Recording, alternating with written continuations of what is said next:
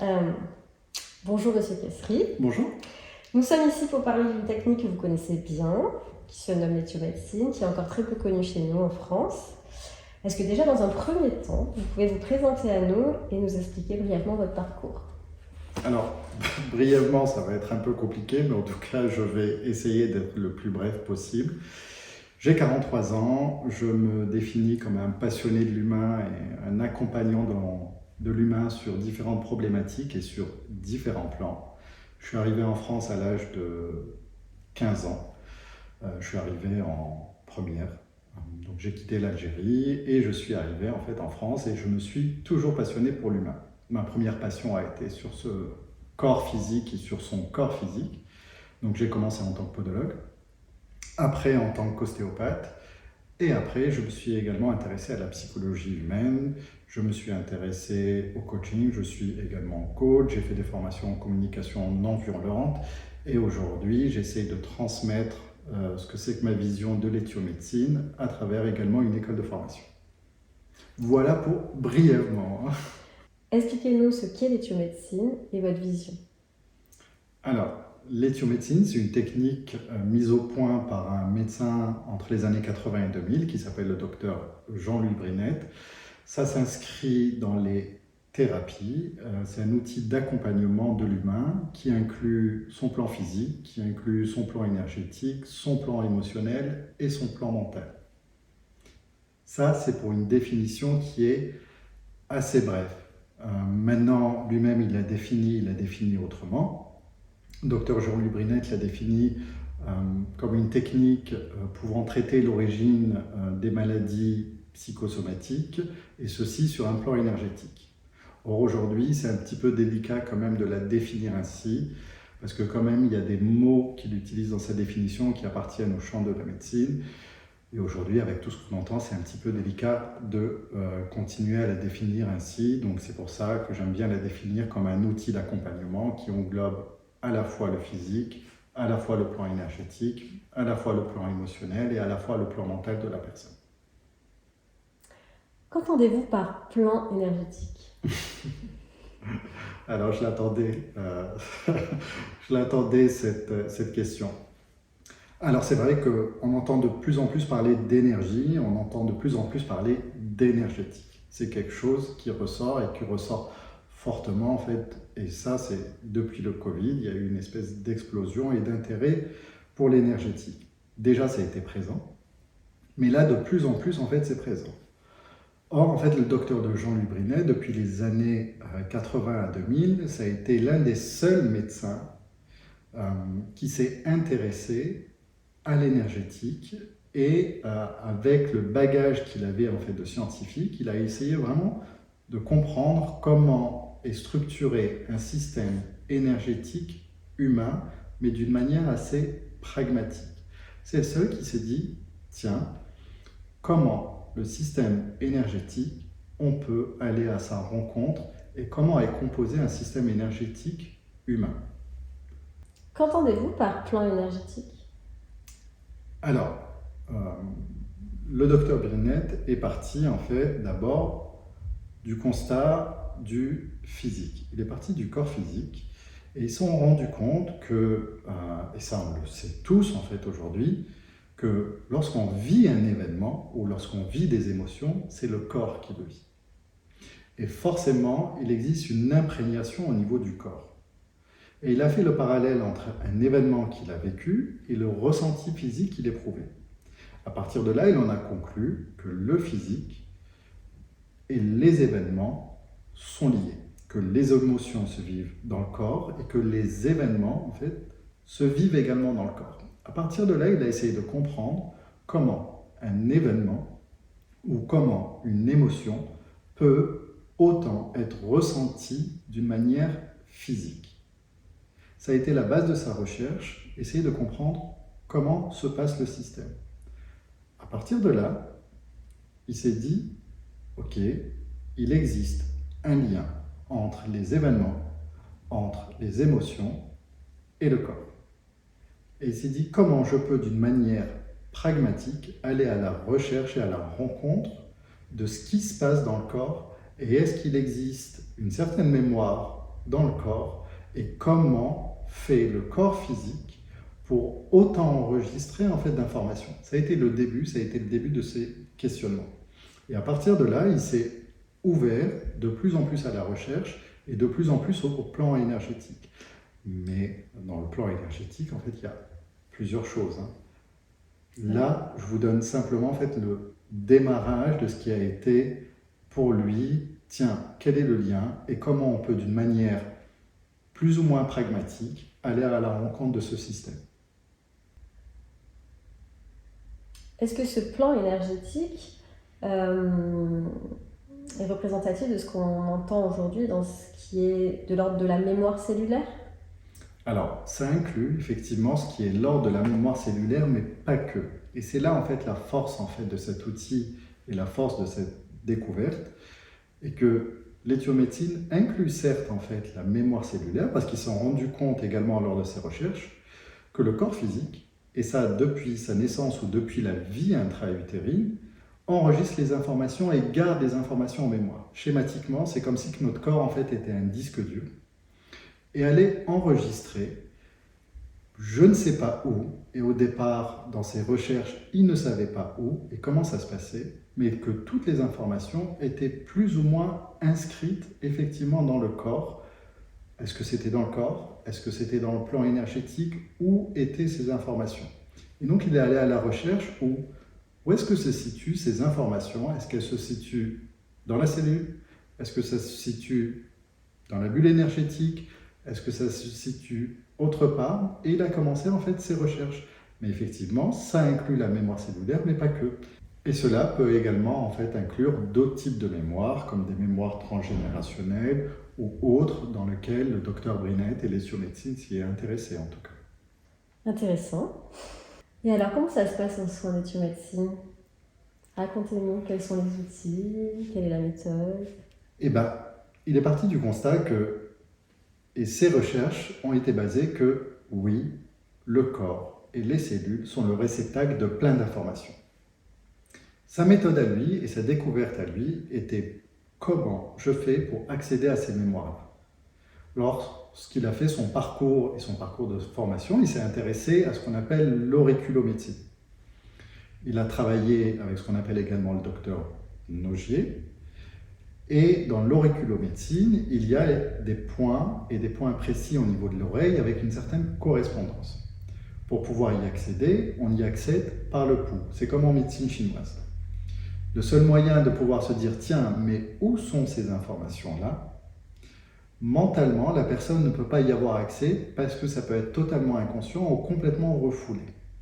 Comme un disque dur, vous voyez l'écran fonctionne bien, vous voyez l'image, mais par contre, en fait, le système, il est ralenti, il ne tourne pas bien. Ce que vous voyez à travers l'image peut vous sembler correct, mais le disque dur, on va dire, qui rame.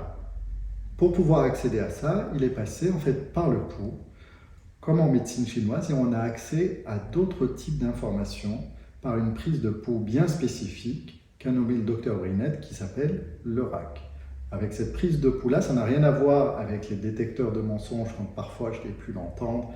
Non, c'est d'autres pouls, comme en médecine chinoise, il peut y avoir 28, je crois, interprétations de pouls et de prise de pouls. En auriculomédecine et spécifiquement en éthiomédecine, la prise de pouls, elle est également spécifique. Et cette spécificité permet d'avoir accès à la fois à certaines mémoires et à la fois en fait à certains événements. Parfait. Et cette technique, elle est pour qui? Pourquoi? Est-ce qu'il y a des contre-indications pour certaines personnes? Alors, pour qui et pourquoi, c'est une bonne question. En tout cas, elle s'adresse du bébé aux personnes âgées. Et ça va s'adresser à différents types d'accompagnement. Parce que j'ai qualifié ça, peut-être qu'on en reparlera au niveau de ma vision, que cet outil, certes, il ne s'adresse pas à tout le monde, mais il s'adresse à une certaine catégorie de personnes. Et sur certains motifs. Si on doit les sectoriser, ça peut rentrer soit en fonction de catégorie d'âge des personnes, ou en fonction de type d'accompagnement. Je m'explique. Soit on peut voir en fait des enfants et des bébés. Et là, c'est tout à fait possible. Et ça rentre dans le champ en fait de compétences de l'éthiomédecine. On peut avoir des adolescents, on peut avoir des adultes. Je dirais que l'âge, il n'y a pas trop d'obstacles vis-à-vis de l'âge, mais plutôt est-ce que la personne est prête en fait ou pas à recevoir en fait un soin en éthiomédecine et totalement en fait se livrer et d'être à l'écoute de son corps. Ça reste effectivement en fait un certain obstacle. Après, il existe des types d'accompagnement, c'est-à-dire que c'est un outil qui permet en fait d'accompagner les personnes sur leur chemin d'évolution en fonction de ce qu'ils sont en train de vivre. Or, ce qu'ils sont en train de vivre peut être complètement ce qu'on appelle une réplique consciente ou inconsciente d'une certaine blessure. C'est-à-dire que la personne est en train de vivre un événement sur lequel elle va surréagir, et cette surréaction est pour nous en fait le signal qu'il y a un événement, conscient ou inconscient, dans sa mémoire, ou dans son transgénérationnel, ou dans ce qu'on pourra appeler l'inné, ou sur d'autres plans, auxquels en fait ça fait référence. Et le but de cet outil, c'est d'aller à la rencontre de quelque chose qui a été soit non résolu, soit complètement refoulé, pour pouvoir en fait lever cet obstacle-là. Et vous avez toutes ces informations-là par seulement une prise de pouls? Alors non, parce que là on dirait, c'est quoi ce truc, je comprends pas, comment ça, juste par la prise de pouls? Non, il y a d'autres choses sur lesquelles on se sert. L'auriculomédecine, on s'en sert parce que le Dr Brinette a cartographié des points, ce qu'on appelle des points émotionnels, en fonction de chaque oreille, qui vont nous donner certains domaines de vie qui ont été plus sensibles que d'autres. Et il a mis au point également des feuilles ou des cartographies qui vont correspondre à des systèmes de fonctionnement. Et ça va être en fait l'assemblage entre le domaine de vie qui est touché, chaque oreille ou chaque point sur l'oreille va représenter par exemple un domaine de vie, que ce soit l'enfant ou l'enfance, que ce soit le rapport à l'autorité, que ce soit le rapport aux finances, que ce soit le rapport en fait à la mort ou autre. Il existe des points cartographiques au niveau de l'oreille. Et après, à côté, nous avons des feuilles qui ont été mises en place par le Dr Brinette, qui vont permettre de comprendre le système, non seulement de comprendre le système dans lequel est rentrée la personne, mais aussi d'avoir accès à l'information précise qui a été ressentie et refoulée en fait à ce moment-là. Et c'est là en fait toute la pièce manquante, je dirais, dans l'énergétique et dans la structure, parce qu'il y a pas mal de personnes aujourd'hui qui font de l'énergétique. Le docteur Brinette l'a défini comme de l'énergétique en conscience. Certes, ça englobe le corps physique, mais c'est de se dire, ok, où est cette information-là? Quel est cet événement? Et quelle est l'information précise, ressentie durant cet événement-là et qui est refoulée? Alors c'est vrai que ça peut paraître un peu fou comme ça, en fait, à comprendre, ou de se dire, mais comment ça marche? Je ne comprends pas.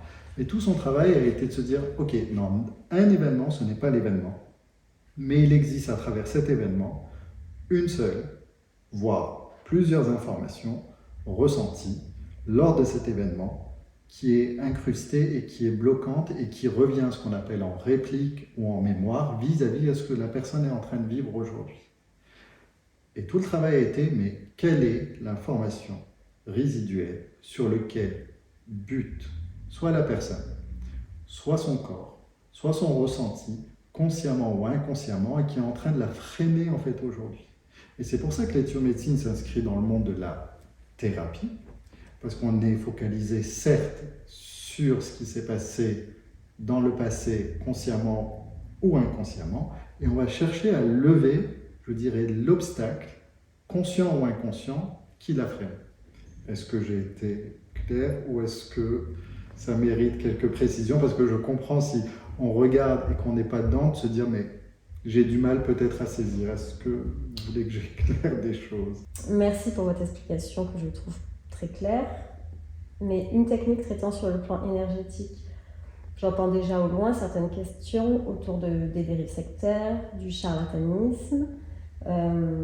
Qu'est-ce que vous pouvez nous dire sur ces éventuelles craintes ou critiques que vous pouvez recevoir autour de tout ça? Alors, d'abord, je dirais qu'elles sont légitimes. Et effectivement, chacun doit être vigilant en fait, vis-à-vis de ça. Ensuite, vous avez employé un mot qui est le mot traité. Or, c'est là qu'il y a un piège. c'est-à-dire c'est une technique d'accompagnement. Et là, il faut être excessivement clair là-dessus, que ce n'est pas quelque chose qui est de l'ordre de traiter. D'ailleurs, qu'est-ce qui va éveiller quelque chose qui est de l'ordre des dérives sectaires? Parce qu'on ne peut pas aujourd'hui parler de secte, mais on parle en fait de dérives sectaires. Il y a des indices, et vous faites bien de poser la question, ça va me permettre en fait d'apporter un peu de clarté là-dessus. Qu'est-ce qui va faire que quelque chose devienne une dérive sectaire? Il y a plusieurs choses. La première chose, je dirais, quand la personne induit ou implique une rupture de soins. Ça, c'est un grand signal d'alarme sur lequel, en fait, j'invite à chaque fois les personnes à se dire « Oula, attention ». Dès que quelqu'un, un praticien, vous dit d'arrêter un traitement ou de plus voir en fait, son médecin, il faut vite faire demi-tour et au contraire, en fait, il faut signaler cette personne. D'ailleurs, l'éthiomédecine, elle s'inscrit toujours en collaboration avec le médecin traitant ou avec l'équipe médicale. Le but, c'est qu'on travaille en fait ensemble. Donc, je dirais en 1, la rupture de soins. La deuxième chose sur laquelle il faut être vigilant, dans laquelle en fait on parle de dérive en fait sectaire, c'est qu'il y a un enfermement de la personne ou un isolement de la personne. Et ça, en fait, l'entourage peut le remarquer, qui est, tiens, la personne, elle est enfermée ou plus de contact avec cette personne-là. Et en plus, elle commence à avoir un discours, on va dire, soit qualifié médicalement de délirant, ou un discours un petit peu ésotérique. Ça, c'est la deuxième chose. Donc l'enfermement. La troisième chose qu'on peut retrouver en fait dans les dérives sectaires, c'est le rapport en fait à la sexualité et au corps. Du moment qu'il y a un rapport de toucher, ou encore plus en fait lié à la sexualité, là on est sur des grosses alertes. La quatrième point qui peut inviter en fait à être très vigilant également, qui vont s'inscrire dans les dérives sectaires, ça va être les sommes d'argent demandées. Là, il peut y avoir également un gros problème qui est une redondance où la personne, sans s'en rendre compte, peut se faire vider en fait complètement son compte en banque. Donc là, quand il y a ces 4 signes-là et surtout la coupure en fait avec le monde médical ou avec son traitement, non, là, on est clairement dans quelque chose qui est de l'ordre de la dérive sectaire en fait. Ok, merci pour vos explications. Donc vous êtes praticien en éthiomédecine. Oui. Et vous formez les praticiens de demain. Vous avez une école de formation. C'est ça. Nous mettrons d'ailleurs le lien sous la vidéo pour ceux qui ça intéresse. Expliquez-nous ce que vous proposez dans votre école pour former ces thérapeutes. Alors là, on rentre complètement dans un autre champ, c'est-à-dire qui est former des thérapeutes. Et dans ce qui est dans ma vision, dans former les thérapeutes, il y a, ok, on forme sur l'outil, mais j'aime bien dire en fait dans l'école en fait que je forme, ce n'est pas qu'une question d'outil. L'outil en fait ne fait pas tout. N'importe quel outil, c'est pas lui qui fera en fait la totalité en fait de l'accompagnement. Oui, il y a une partie qui appartient à un parti, mais il y a une grosse partie qui appartient en fait aux qualités de la personne et à son parcours, à son développement. Et ça, c'est quelque chose vraiment sur lequel j'axe dans mon école de formation, parce que moi aussi j'ai été formé, mais quand on voit des personnes formées uniquement à une certaine technique, mais qui ne savent pas en fait accompagner les personnes, qui ne savent pas suivre un entretien, qui ne savent pas commencer en fait un entretien, qui ne savent pas conclure un entretien, quelle posture en fait adopter, parce qu'on n'a pas la même posture en fonction des personnes qu'on rencontre, en fonction des personnalités qu'on rencontre et en fonction de leur événement. Et ça s'apprend. Et donc, bien sûr, ça c'est un axe qui est la qualité des thérapeutes. Le deuxième axe qui était, ok, ce qui a été manquant en tout cas pour moi, qui est déjà cette partie-là, la partie comment je fais pour faire développer chez les personnes toute une qualité essentielle pour devenir un accompagnant. D'ailleurs, savoir répondre, comment savoir recadrer, comment savoir créer le lien, comment effectivement savoir écouter, comment effectivement lever certaines objections, comment accompagner à la transformation de vision, ça s'apprend. Ce n'est pas l'outil en fait qui va apprendre ça. Beaucoup de personnes pensent que c'est l'outil qui va faire. Alors oui, l'outil en partie, mais la grosse partie qui est négligée, qui appartient à toute la qualité des thérapeutes. L'autre chose sur laquelle également j'axe, qui est la pédagogie. Mon but et mon obsession a été comment je vais arriver à transmettre une certaine pédagogie pour les thérapeutes, pour se dire, ok, ils sont aptes aujourd'hui à recevoir des personnes. Et cette pédagogie-là, vous avez 2 minutes ou pas? Oui, merci. Merci. Cette pédagogie-là, elle part du principe que je me suis intéressé à la psychologie et je me suis intéressé à Anders Ericsson, qui était un psychologue et qui s'est intéressé à comment font les personnes pour devenir excellents en fait, dans leur domaine. Il en a tiré certaines conclusions et ces conclusions ont été essentielles et si on veut l'intégrer dans la pédagogie d'aujourd'hui, pour moi elle est essentielle. Anders Ericsson, il dit quoi? Il dit que d'abord, une personne qui a 20 ans ou 30 ans d'expérience n'est pas meilleure que quelqu'un qui sort de l'école directement ou qui sort au bout de 6 mois. Pire, ils se sont rendus compte que les personnes qui avaient 20 ans d'expérience, au contraire, accumulaient certaines erreurs ou accumulaient certains mécanismes d'échec. Et au contraire, leur courbe allait d'apprentissage, ok, ils ont appris, et puis après, en fait, ça se dégrade. Donc, les années d'expérience ne veut rien dire. Ensuite, Anders Ericsson, il a parlé dans la pédagogie d'une pratique, une pratique un petit peu spéciale, qu'on appelle la pratique délibérée. Et cette pratique délibérée, c'est ça que j'ai voulu également en fait, instaurer dans l'école, qui se fait à la fois par la vidéo. Aujourd'hui, toutes les personnes ou grandes écoles incluent à la fois une partie théorique en vidéo. Mais il n'y a pas que ça, il y a également, tiens, je filme la personne, il y a un retour, on débriefe, on utilise la vidéo dans la posture, dans la communication, et son utilisation pour moi en fait est également essentielle. Et dans la pratique délibérée également, c'est-à-dire je vais focaliser sur un détail. Beaucoup de personnes, quand ils apprennent un outil, ils essayent d'apprendre en fait la globalité de l'outil, ou essayer de le comprendre dans son ensemble. Mais ça, pour moi et avec mes années d'expérience, je remarque qu'il y a une stratégie d'échec là-dedans, qui fait que les personnes, quand ils sortent de l'école, pensent savoir, mais en réalité, ils vont avoir de gros manquements le jour où ils vont être confrontés face à différentes personnalités. Parce que le but, c'est de se dire, je confronte mes élèves également, durant leur parcours de formation, à des cas concrets.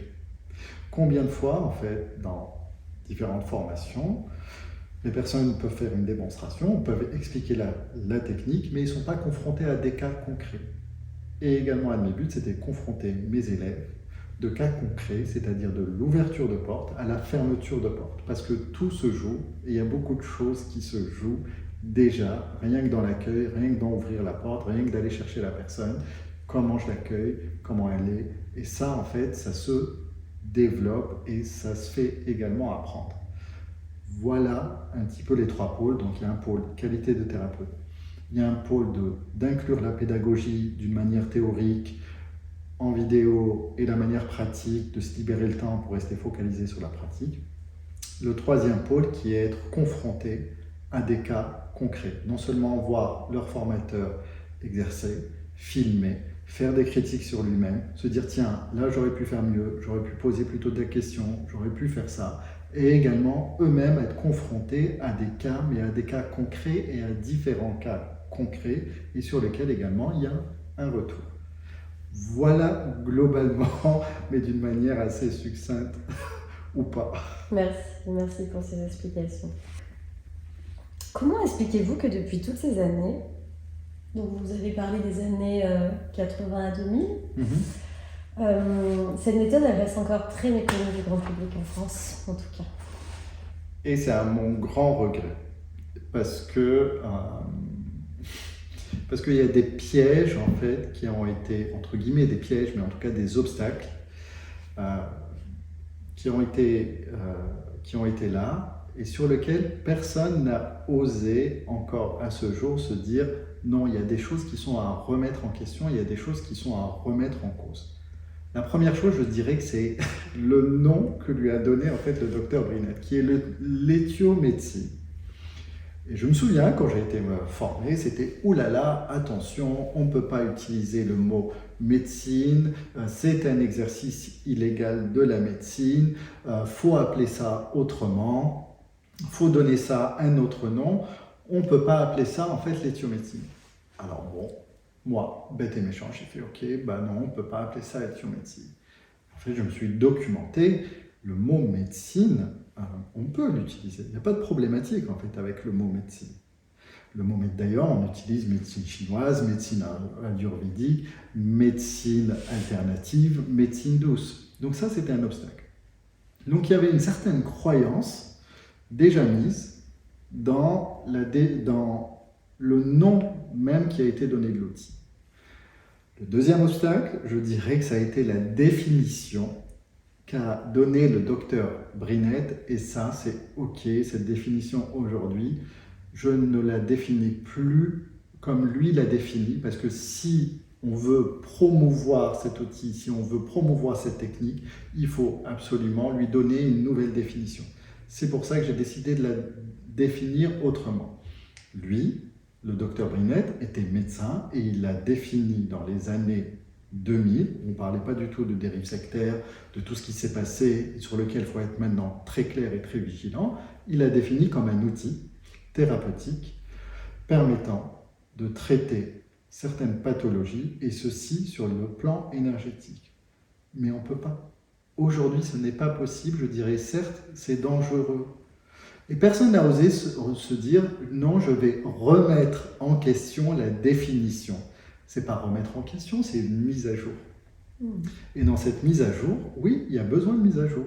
C'est-à-dire, ok, l'outil, il est efficace, l'outil a une certaine spécificité, mais par contre, je ne peux pas continuer à le définir comme lui, il l'a défini, parce qu'aujourd'hui, ce n'est plus possible. Donc, il y a une certaine évolution. Et cette évolution, pour moi, passe, encore une fois, par la définition qui est un outil d'accompagnement physique, émotionnel, mental de la personne. Intéressant. Donc cela fait de nombreuses années que vous pratiquez cette méthode. Pourquoi aujourd'hui seulement ce travail de communication pour faire connaître l'outil et ce travail finalement de, comme vous l'avez bien dit, de remettre à jour la définition avec l'évolution du temps aussi? Alors il y a plusieurs choses. Il y a d'abord, faut quand même un certain recul, et il faut un certain nombre d'années d'expérience. Mais certes, le nombre d'années d'expérience ne justifie pas tout. Il y a d'ailleurs d'autres formateurs qui restent collés à cette définition-là. Je ne souhaite pas en fait rester collé à cette définition-là parce que mon but est de promouvoir en fait cet outil. Je trouve que c'est un outil qui est merveilleux, manquant, qui peut répondre à certains types de problématiques si ce dernier en fait est bien ciblé et bien communiqué. Or, si on continue comme ça, l'outil risque encore une fois en fait d'être méconnu. Et le but, c'est de pouvoir quand même léguer aux personnes qui peuvent se sentir concernées, de transmettre, de continuer à transmettre un certain travail qu'a fait le docteur Jean-Louis Brinette, sur lequel on redéfinit et dans lequel on se dit tiens, ça c'est à prendre, ça c'est à pas apprendre, ça on peut le changer parce qu'aujourd'hui, si le but et la vision est de transmettre aux générations descendantes et de faire connaître de plus en plus cet outil, on est obligé de se détacher de certaines choses. C'est comme entre Freud et Lacan, il y a eu des évolutions, on prend des choses et on continue et on fait évoluer. Mais le but est de transmettre aux générations et de transmettre aux personnes un outil qui est pour moi essentiel, qui répond en fait à certains cas de figure. Ça, c'est une partie que j'appellerais pour moi de l'ordre de je ne veux pas employer, je dirais c'est hyper important pour moi. D'ailleurs, si on se pose un peu, et si on regarde l'évolution des choses, le yoga, il y a 20 ans, si on parlait de yoga, c'était des choses pour les perchés. On se disait, c'est quelque chose qui est complètement perché, le yoga c'est fait pour les perchés, il y avait une vision en fait d'Inde vis-à-vis du yoga. Aujourd'hui, limite celui qui ne fait pas du yoga, en fait, on dit, bah non, attends, on ne se rend pas compte, le yoga c'est hyper important. Donc il y a des choses qui ont évolué. Mais effectivement, ça a fait obstacle à un moment donné. Et après, il y a eu ce phénomène de vague et d'intéressement en fait au yoga. Aujourd'hui, l'éthiomédecine, elle est, je dirais, très en retard. Très en retard. Donc il n'y a pas eu encore cette vague. On est un peu comme le yoga ou d'autres pratiques, même le début de l'ostéopathie. Le début de l'ostéopathie, c'était un exercice en fait illégal de la médecine. Aujourd'hui, l'ostéopathie est reconnue, inscrite. Aujourd'hui, celui qui ne fait pas du yoga, limite, il devient has-been. Avant, il était complètement perché. Et là, l'éthiomédecine, on est encore en fait à couvert. On se dit, tiens, on va voir comment le monde bouge, on va voir en fait ce qui se passe. Et en fait, il y a une espèce de non-dit. D'ailleurs, il y a plein de personnes en fait qui la pratiquent, que ce soit des médecins, que ce soit des psychiatres. Alors, il y a beaucoup d'ostéopathes, certes, qui pratiquent cette technique. Il y a même des personnes qui ne sont pas titulaires en fait d'un diplôme médical ou paramédical, mais il y a une espèce aujourd'hui de choses que je décide moi-même que je trouve dommage. Si on veut perpétrer cet outil, si on veut perpétrer le travail de Jean-Louis Brinette, le poursuivre en se disant tiens, ça je prends, ça se discute, ça on évolue, parce qu'aujourd'hui la société a évolué, mais dans le but de se dire de promouvoir et de faire profiter en fait le maximum de personnes. Merci Monsieur Piestri. Nous mettrons des liens sous la vidéo pour les personnes qui sont intéressées à aller un petit peu plus loin et de voir ce que vous proposez. Et je vous dis à bientôt pour peut-être une nouvelle interview. En tout cas, merci beaucoup, merci à vous et merci de m'avoir écouté. Ça a été en tout cas un plaisir de faire cette vidéo.